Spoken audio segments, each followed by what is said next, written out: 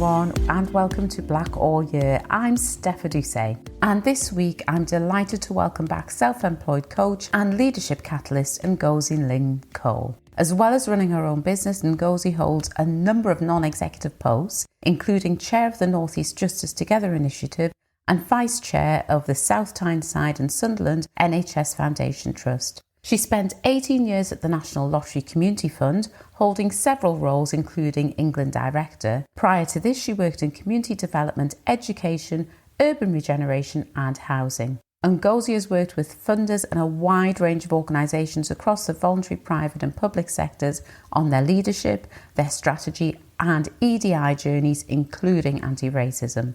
In 2016, Ngozi was named one of the New View 50 list of most influential Black, Asian and minority ethnic people working in the public sector. In 2020, as one of Lloyds Banking Group's Kindness and Leadership 50 Leading Lights, and in 2021 was recognised as a Northern Health Science Alliance North Innovation Woman. Ngozi believes that everyone has the passion and potential to achieve their ambition and sees her why as supporting individuals and organisations to do just that.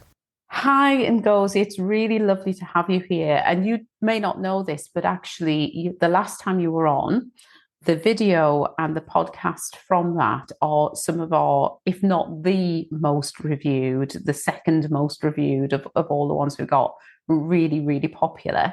So I had to have you back on to talk about the same topic, but in a different way. Welcome back. Thank you for having me back, and thank you for that feedback as well. It's really good that people are interested in this particular subject, because I think it can make so much difference to kind of all things inclusion, especially when you look at it through the lens of race. So thank you for doing this. No problem. And I think probably what's captured people so much is that word privilege in particular. I was just using it earlier today in relation to myself and the privilege that I have. But let's talk a little bit about privilege and power. Okay. So a little bit of a recap. It was in 2022 we had our first conversation. So this must be 2 years ago, really. And we talked about power, didn't we? So as a reminder, power is the capacity to exercise control over others. Now, many people who hold power don't see that they hold power because they kind of don't notice it because you have it. And when you look at institutional power in particular, that creates a system where the dominant group, if we're talking about race, people who are not Black, are the ones that kind of hold the power. They're the ones that have things designed around them. They're the ones for whom life is generally easier, even though it might not always feel like that. But that means that the less dominant groups then suffer from things like racism.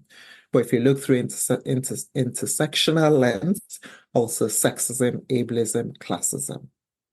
And then privilege for me is about how power is distributed and how that status quo is maintained. So we'll operate on a personal level, on an interpersonal level, institutional and definitely systemic.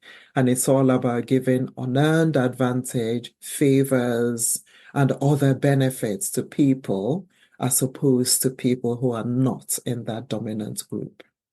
So if we think about that privilege wheel that we talked about, if you're male, if you're white, if you're able-bodied, if you're Christian, if you're heterosexual, if you're younger, you kind of sit in the middle of that wheel. And everybody else who's not sits some distance away from that wheel. So all of that power and privilege combine when we think about race to make sure that people who are non-white are kept way away from the top of the privilege tree, discriminated against, and do not necessarily enjoy the benefits that others do. Now, there are notable exceptions. You can't always generalize, but you find that as a whole, society does seem to work better for people who are white than those who are not white. Yeah. And I think this is the thing that people struggle with a lot of the time, is that they can always point to those exceptions, can't they? But also there are times when I probably hold more privilege than anybody else in the room, particularly if I think about it at work. I'm the boss. And therefore, that quite often affords me a level of power and a level of privilege that others don't have. I can then be exactly the same person, so in the same role in a different room, and all of a sudden, all of the other societal factors that kick in around ethnicity and gender and things like that, they then come to play. So I'm still Steph, the chief executive, but I'm Steph, the chief executive in a different context. And therefore, that power is diminished because of the people that are around me. So there are a couple of different things there. One, even in that position as chief executive, you're a Black woman, so you don't get a pass out of being discriminated against. And we have lots of examples where people who occupy lower positions have actually combined to kind of bully people out of roles. So there's all of that happening. And then you sit on top of your tree in terms of being chief executive. I know that's not your style, so it doesn't work that way, but let's exaggerate for impact. But then you walk out of there and you're still a Black woman, and the discrimination that faces every other non-chief exec walking down the street also impacts you. So it's kind of so complex. And when you start thinking you're a female chief executive, that also brings another dimension to it. People who are older, people who are gay, kind of all of that combines with being Black to make the experience even more adverse than it needs to be, which is a real shame. And I suppose some of the ways in which that could manifest is actually, I can't just be an average chief executive. I have to be a very good chief executive to make me equal to a white male chief executive. It's all of that comes into play there. Yes, you're held to far higher standards. I mean, the Harvard Business Review has done lots of research around this. Black people are held to far higher standards.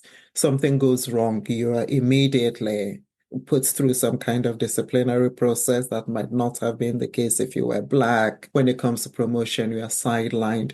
All of those standards apply. And I have to say, sometimes we do it to ourselves. So certainly in the senior roles I've held, I've been mindful of the privilege I hold sitting in those roles.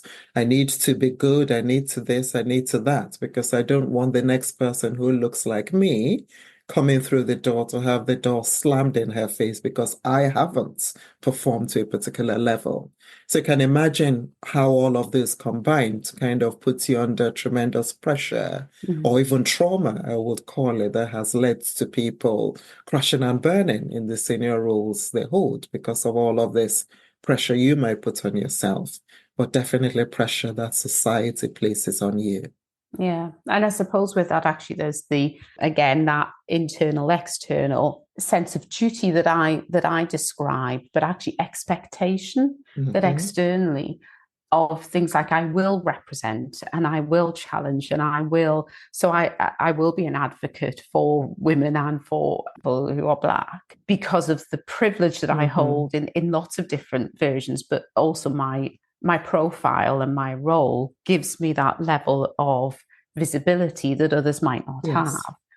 So there's that internal sense of duty that I have to use that for something, but also there's that external expectation that I will do it. Indeed. And I am, people say, so what do you think? You're Black. What do you think of this? As if you are the voice of all Black people. All Black people. Totally. I mean, you and I have daughters. I've got 2 sons as well, but I can't even speak for my daughter. I'm pretty sure you can't speak for yours because your life experiences, the way you think, all of it is very, very different. So kind of expecting somebody to speak for others is kind of really unfair, totally unnecessary, and doesn't help in my view, actually, because you don't get that rounded view. I mean, you and I have talked about the pressure of being the only the only chief executive of color, the only non-executive director of color, the only senior leader of color. All of those combine to significant pressure for you to do well, to kind of fly the flag, to make sure that space is created for others, but also to be the voice. So people will approach you, they will absolutely be drawn to you because they can see themselves in you and wanting to do that and do it well. In addition to holding down a full-time busy workload, just compounds the sheer exhaustion that people might feel. Yeah. So we've got this situation where we have varying degrees of privilege in a whole host of different areas. Yeah. And obviously you've mentioned things like ethnicity, gender, sexual orientation. There's also things like education, Exactly. income, Accent. accent. Yes. Yeah, all kinds of different areas in Yes. which, to a greater or lesser extent, we will either have privilege or be disadvantaged and marginalised. Indeed. And then overlaid with that is then the power that you can wield depending on whether you have privilege in that circumstance. Yes. So that's the kind of context that we're living in. It'd be interesting, living and working, it'd be interesting to kind of talk a little bit more about. So in the context of ethnicity and racism, how does that then play out across all different levels of our society? Indeed. So I suppose first thing is that we all hold a degree of power and privilege when we live in the West. You know, we have running water when we turn the taps on, we have electricity at the flick of a switch. We've got all of these privileges that we hold. But the trick is, how do you use your power and privilege for good? How does it manifest when it's not being used for good? And how can we all think about how we use this power for good? So I suppose I was thinking of looking at it through those four different lenses: personal, interpersonal, institutional, and systemic. So kind of power and privilege combine to kind of keep racism as the status quo when it comes to race. And if we don't intentionally push at it and actually try to break the status quo, we don't achieve anything, because it is so strong the way it's maintained that nothing but active, intentional, deliberate action will stop it. Mm-hmm. So if we look at personal, how do we see racism as a result of power balances? So some people have been brought up to believe that one race is superior to the other. If you're a white person, you're superior to a black person. We saw it in slavery, we saw it in colonialism, we continue to see it today. And I don't just mean white people, I mean black people as well. We're all conditioned to think one race is kind of more superior to the other. So you only have to look at the doll test by Doctors Kenneth and Mamie Clark. Have you come across it? I may have done. Explain it though. Right. So it's an experiment where they're showing kids, really young kids, black dolls and white dolls, and they're asking them which is the good doll, which is the bad doll, etc. And these kids are consistently, the kids are black, kind of African and Asian heritage, and they're consistently picking the white doll over the black doll when you kind of put good attributes to that. And at the end, the question is, which one looks more like you? And you can just see these kids fold into themselves when they realize they have to point to the doll that they have said is bad across all of these questions to see it looks like them. So it starts at a very young age. You know, the media perpetuates it, politics perpetuates it, education perpetuates it, other things happen. So you can carry all of that within yourself. They don't make you good or bad. I honestly don't see racism as a good or bad thing. It's a system that we need to actively dismantle. So you might have heard stories about things that happen. Even George Floyd, the George Floyd murder, there were all sorts of comments on social media about what a bad person he was. Why didn't he just do what the police said? Why was he shoplifting in the first place? All of this nonsense that forget that this was an actual human being that was being murdered. We see it in football. So I'm really watching Euro 2024 because we all know what happened in Euro 2020 and the coverage of those black boys who missed penalties. So all of these things are kind of what you see at a personal level when you have people who believe one race is superior to the other. So what can you do? I think it's about educating yourself. And it's not the job of Black people to educate you. And by Black people, I mean people who are non-white, people who are generally of the African and Asian diaspora. So how do you educate yourself? If people want to speak to you, fine, but you can't expect people to come and educate you. There are lots of books that have been written already. There is How to Be Antiracist by Ibram X. Kendi. There are things like Black British Lives Matter by Lenny Henry and Marcus Ryder. There are books like The Good Ally by Nova Reid. Books like This Is Why I Resist by Dr. Shola Moss Shogbapimu. So there are lots of books that people can use to test themselves. And then there are tests, there's psychological tests out there, like the Harvard Implicit Association Test by Banerjee and Greenwald, that you can look to kind of see what biases you do hold that might lead you at a personal level to have this sense of superiority or inferiority. But left unchecked, those things then translate beyond the personal into areas that might cause harm. Yeah. And the Harvard test is the one where you can actually test against a number of different You can, factors, yes. can't you? Fascinating. I've done that. Really, really.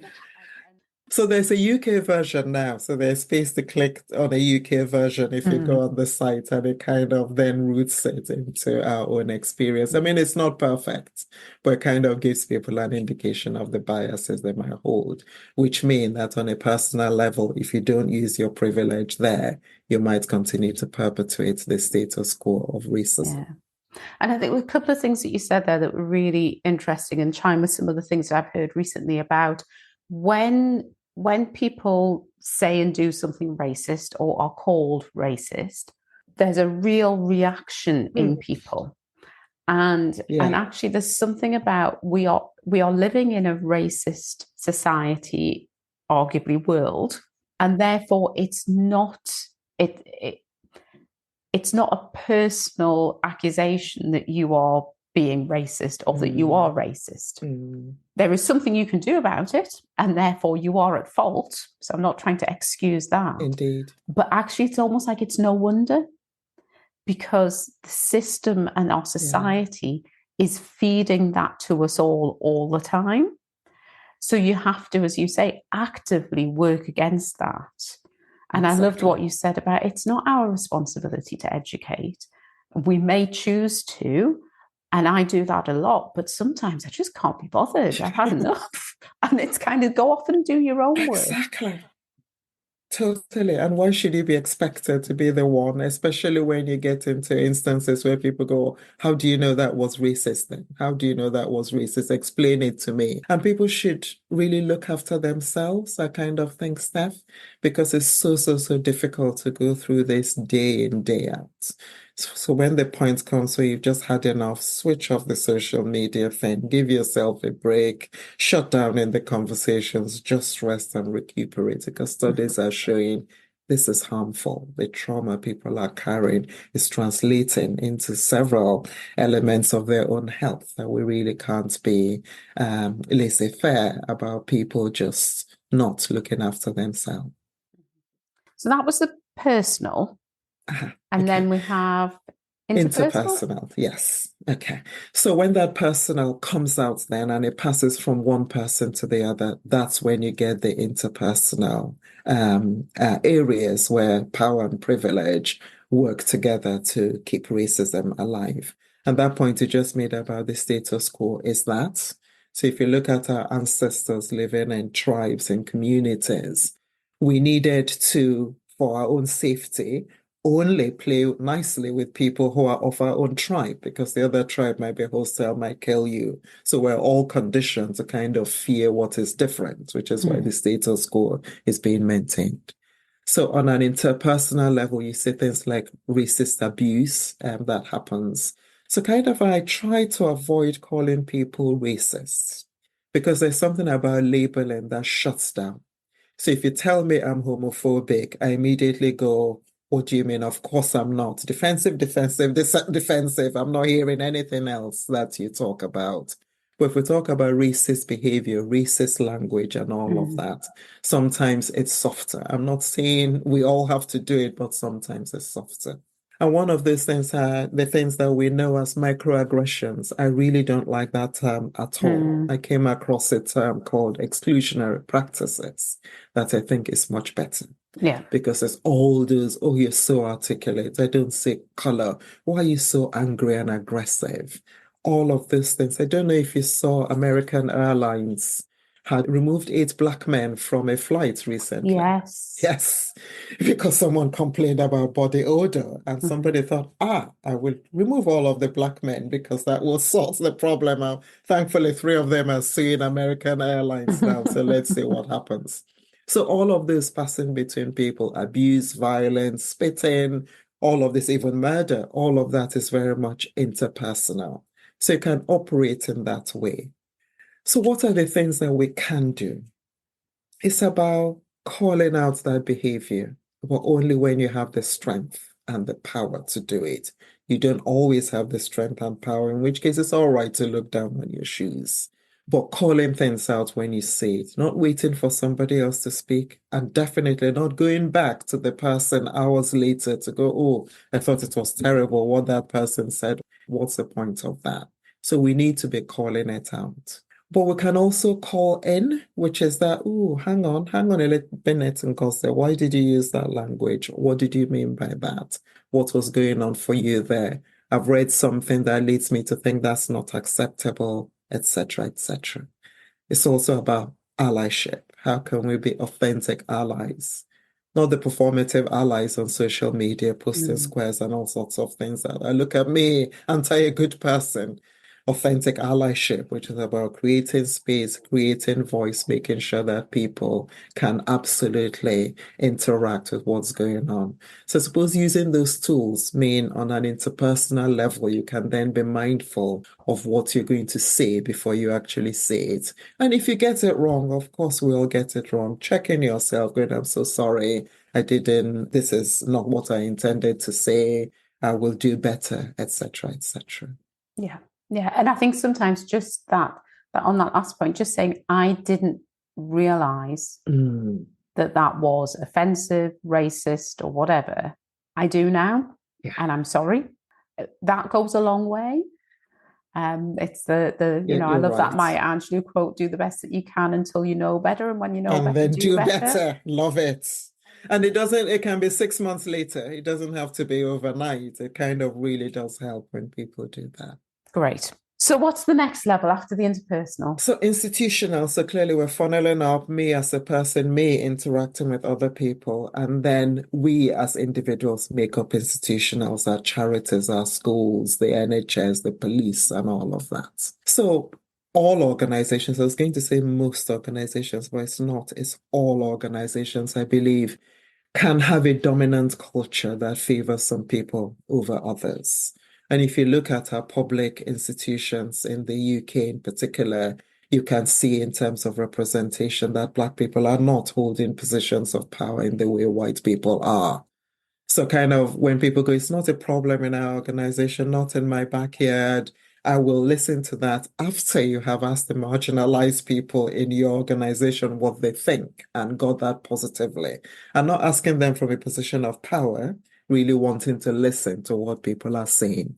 So if we look at the NHS mentions the workforce race equality standards, absolutely amazing. And it's given seriously powerful data.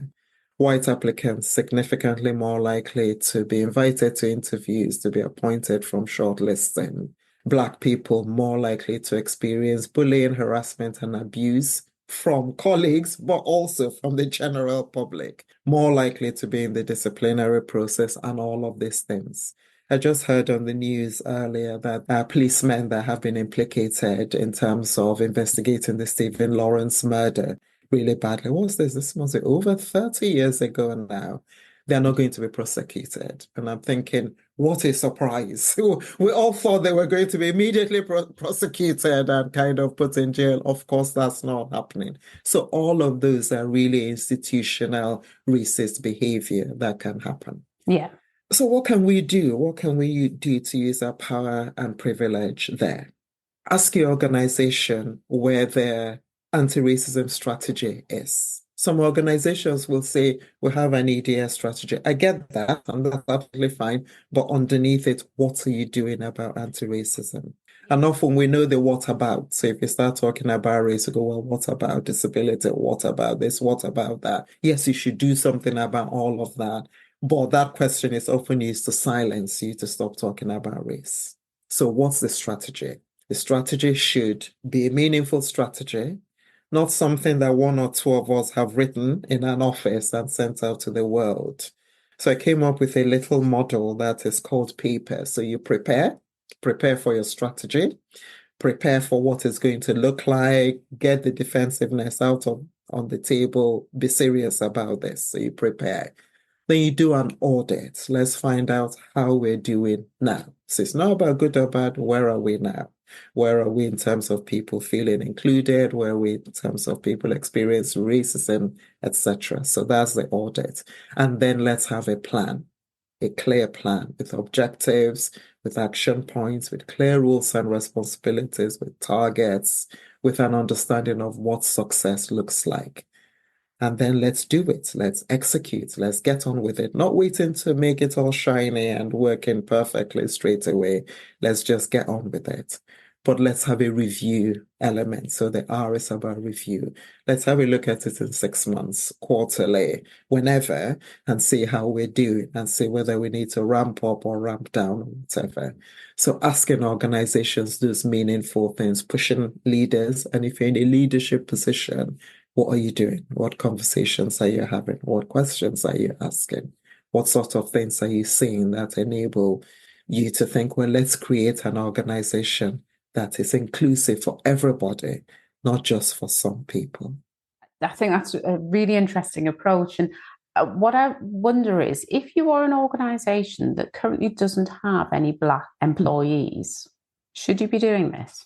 You absolutely should be doing this, and we hear this all the time. There are no Black people there. It's not just about the organization, it's about where you live as well. So we don't have any Black people here, we don't have a problem. What then happens if one Black person shows up the next day? So for me, all organizations should be doing it. So if you don't have any Black people working with you, chances are you will not be able to do this alone because you do not have that lived experience. Yeah. So you need to go and find people with lived experience to help you to develop this strategy. And please don't go and find them and expect them to work for you for free or expect them to work for you at a very ridiculous amount of money. Actually make it worth their while to give you that experience and knowledge that enables you to prepare for that person coming in. And also ask yourself why you don't have any Black people working for you. Yeah. If you kind of think of the biases that we talked about, that are not about good or bad, but is there something going in that means you're only employing people like you? Are you advertising only where people like you sit and live, or are you actually being intentional about attracting people? So yes, I would say it applies to all organizations. Right. So we've got that was the institutional, and then next Yes. is systemic. Finally, is the systemic. So racism is pervasive, it's embedded in our society. We can't help it. It's just there. And sadly, it's not going anywhere anytime soon. Study after study has shown that this continues to be a problem. So research just last year, 2023, by a group called the Black Equity Organization. So they did a report called Being Black in Britain. And it showed things like 65% of Black people have been discriminated against in healthcare. Over 50% say someone close to them has experienced stop and search, wrongful arrest. My son lives in London and is frequently stopped and searched. Black women and girls experience adultification. We saw Child Q, where people in her school thought it was acceptable to subject a child to that behavior. Black women 4 times more likely to die in childbirth. Black people, 3% of the population, 12% of the prison population. So all of this is everywhere. The list goes on and on and on. So all of those institutions are funneling up to hold a system that kind of gives power to others, gives power and privilege to people who are not Black, and makes life difficult for others. And we saw it really so in an election year and stuff. Thank you for the campaign in terms of people registering to vote. And I do not want to name this person, so I will not name him. But during the debate, one of the politicians was asked a question on how to combat knife crime. And he said, well, it's about stop and search. So he said a couple of things. He said, we need to stop and search. He said, they might call us racist if we do it in areas of a high proportion of minority ethnic communities. This is a quote. And he said, we have to completely forget the color of people's skins and treat everybody equally. And the audience applauded. And I thought, oh my goodness, it's 2024. This is still happening. Yeah. And even gov.uk says 27.2 of every 1,000 Black people are stopped and searched, 27.2. Guess what that number is for white people? 5.6. nearly 5 times, and you're telling me this is not racist practice, and somebody in 2024 is sitting on a stage and spouting all of this, and people are applauding. But even when, even if you move away from criminalized behavior to, and you will have experienced this as well, we are angry and aggressive, aren't we? Because we talk about stuff and we won't sit and accept things that are unjust, and therefore we're aggressive. Yes. We're aggressive, Steph, especially if you're female. So if you hear the word aggressive black, there's a woman coming next after it. And then accused of playing the race card. It's like, really? Every example we've talked about is to do with race. But when you open your mouth to challenge it, you are the one playing the race card. Meanwhile, the race card is firmly on the table and disadvantaging people. So I suppose all of those things combine to lead to systems where harm is being done all the time. It's affecting people's health. It's affecting people's mental well-being. It's affecting people's confidence and capability and capacity. All of this stuff is going on to really make sure that the system maintains the status quo, and people who hold the privilege continue to hold more and more privilege to the detriment of others. So for me, we're in an election year, both here in the United States as well. We need to use our votes. Operation Black Votes talks about this and is running a campaign. People like you are running campaigns as well. Steph, and I liked what you were saying in your podcast, which is actually our voice is important. And if we don't use it, people will feel it's unimportant. And then we hear about immigration, which, like Brexit, is code for kind of racist and racism, because the immigrants we want are not people from Africa and Asia. Thank you very much. So we need to be thinking, who do we want in power? How do we make ourselves relevant? By registering to vote, by using our votes. How can we constantly think, what is this system doing? How can we dismantle it? Which MP am I writing to? What voice am I using wherever I have it to kind of go, oh, I have a question about X, Y, Z, that just lead us to pick at this system that we have around us and look at how we can consciously use the voice, the power and privilege we hold, however small it is, to at least ask a question that hopefully will stick in somebody's head. And I think that is a message and a responsibility for everybody, regardless of your ethnicity. It's not something that it should fall only to Black people. God, no. We need white allies to be active allies and doing that on our behalf, because that privilege and that power means that will sometimes be far more significant than if we're doing it. Absolutely. I've just finished reading a book by Robin DiAngelo, who wrote White Privilege. Mm-hmm. This one is called Nice Racism. And she talks about white liberals, her words, not mine, and how their racism is nicer, but it's just as dangerous as the Ku Klux Klan type racism of the, pillowcases with eyes cut out. I'm thinking of being aware of the things we are doing that are keeping this system upheld. And she shares her own experience of behaviors that she has displayed, where she's either been called out and she's thought, oh my goodness, what was I thinking there? So the job is for us all, whatever power and privilege we have, how do we use it for good? And being silent, doing nothing, is a choice. You can decide to be non-racist. I'm not going to say anything. I'm not going to do anything racist, but I'm not prepared to call anybody out. You're making a choice there. And the choice you're making is keeping the status quo alive and well.